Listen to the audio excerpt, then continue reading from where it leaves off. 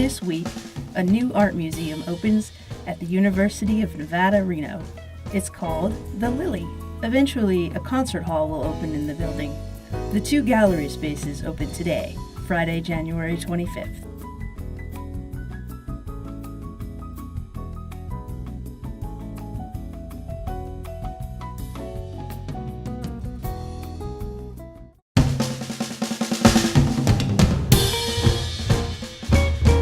My name's Stephanie Gibson. I'm the curator of this exhibition. I have known artist Farooq for a number of years, and we connected a number of years ago. The genesis for this exhibition, when there was the idea of there being a new museum space in Reno, a very fitting conversation to have in a new museum space is an exhibition that critiques museums.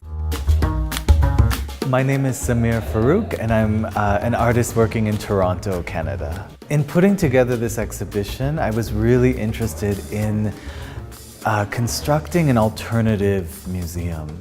I've always been very interested in acts of decolonizing traditional museums, and so I really took a task to think about what does a new version of a museum look like. My name is Stanley. I'm a poet and artist, and I'm a collaborator with Farooq on the show Terma. These pieces are called 7 essays.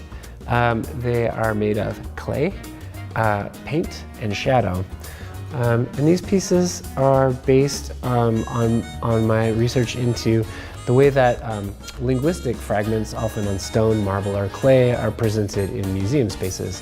I've always been really fascinated by the way that shadow operates in museum lighting, and I wanted to create a piece, or I wanted to work with Samir on a piece that really put together that interest with an interest in the way that text is presented. There's another exhibition on the 2nd floor. It's called To Have and To Hold, with objects from the museum's permanent collection. The works in this show come from different places and times.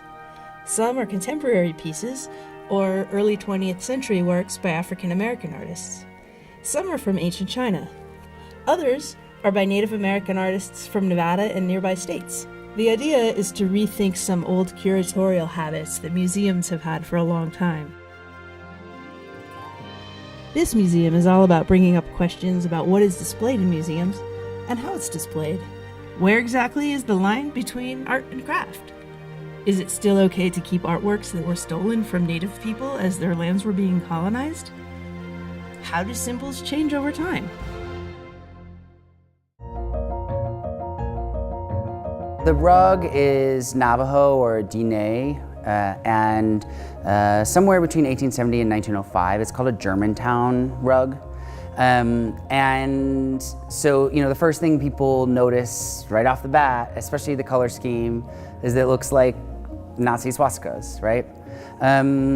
It's not quite a Nazi swastika. It's not the right orientation. It's not facing the same way. But the Third Reich adopted it actually from India, where it's been called a swastika for millennia, and it's been in use for millennia. Greeks used it. It was called a meander. We see it in Great Basin tribes, actually. If you go down to Valley of Fire, there's one. Sometimes it's called a four winds. In this case, it's called a whirling log. And in Navajo culture, it's a symbol of prosperity. So I think one of the reasons we decided to show this one first out of the 200 and some rugs we own is exactly for this kind of opportunity to have a conversation. The conversations start this weekend. The opening reception for the museum is tonight from 6 to 9. On Saturday, the museum hosts a gallery talk and panel discussion with the artists and curators from 2 to 3 p.m. The Lilley Museum will be open every day except Sundays and Mondays, and admission is free.